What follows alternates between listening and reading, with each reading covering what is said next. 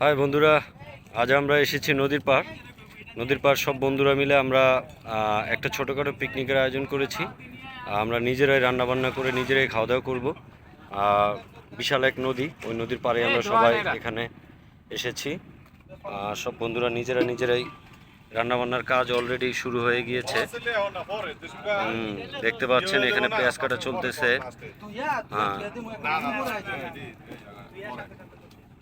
দেখতে পাচ্ছেন এটা হচ্ছে ইলিশ মাছ। ইলিশ মাছ অলরেডি কাটা হয়ে গিয়েছে।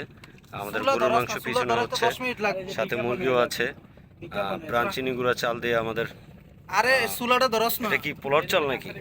কাদের লাইটারটা দে তো। এই যে এখানে দেখতে পাচ্ছেন চিংড়ি মাছের মালাইকারি। আর যেনাকে দেখতে পাচ্ছেন উনি অনেক পরিশ্রম করেছেন। আজ ওনার চেহারা যদিও বেশি উঠে নেই, কিন্তু আমাদের এই ভাইয়া কিন্তু সবচেয়ে বেশি পরিশ্রম করেছেন। এই মাছগুলো দেখতে পাচ্ছেন, এগুলো ওনার হাতে কাটা। আরে ভাই চুলাটা ধরাইতে তো সময় লাগবে। অন্যরকম এক ফিলিংস, অন্যরকম এক মজা। আপনারা দেখতে পাচ্ছেন নদী, এই বিশাল নদীর পাড়েই আমাদের এই আয়োজন। আমাদের ভাই বন্ধুদের কিছু সংখ্যক এখানে আমরা আছি, বাকিরা এখনো আসতেছে। এক একজন এক এক কাজে আছে। সবাই একত্র হবো আবার যখন খাওয়া দাওয়ার আয়োজনটা পুরো কমপ্লিট হয়ে যাবে তখন।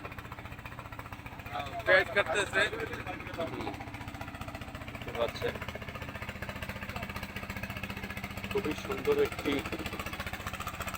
জায়গা, যা নিজে না দেখলে বিশ্বাস হবে না।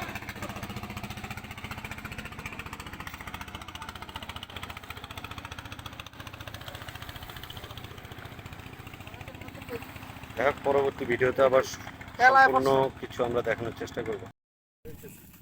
হ্যাঁ বন্ধুরা, আবার ফিরে এলাম আমরা আপনাদের মাঝে।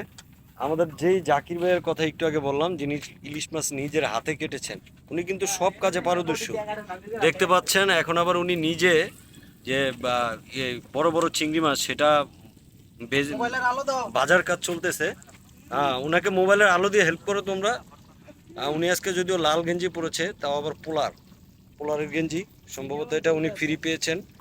যাক, এটার কথা এখানে না বললেই নয়। এখন যেহেতু চিংড়ি মাছ বাঁচতেছেন, এটার কথাই আমরা বলি। এখানে কিছু সংখ্যক আছে ভাই বেড়াদার, আর কিছু সংখ্যক আবার ওই যে গরুর মাংসটা ওটা ভুনার কাজ চলতেছে ভিতরে। আর আমাদের মুরগি আনা হয়েছে তো না, মুরগির কাজও চলতেছে অলরেডি।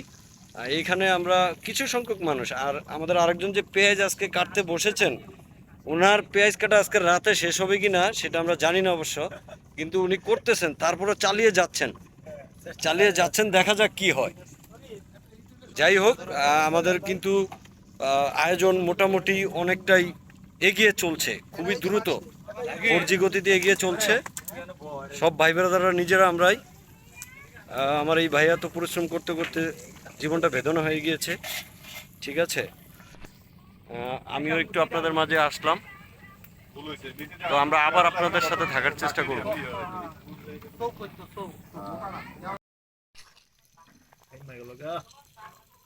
হ্যাঁ পাপ্পু, তোর উদ্দেশ্যেই বলতেছি, তুই তো আসতে পারলি না, আর এই গরমে ইলিশ খেতে পারলি না। সারা জীবন দেখবি আর ফসলাবি। এটা হলো গজাল মাছ, গজাল। হ্যাঁ, এটা হচ্ছে ইলিশ মাছের কারি, বুঝছো? বাপের কথা চোখে দেওয়া নাই। এটা যে ধরা মাছ।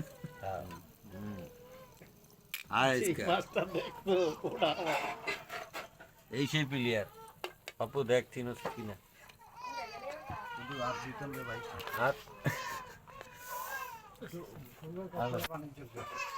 আমি নিজে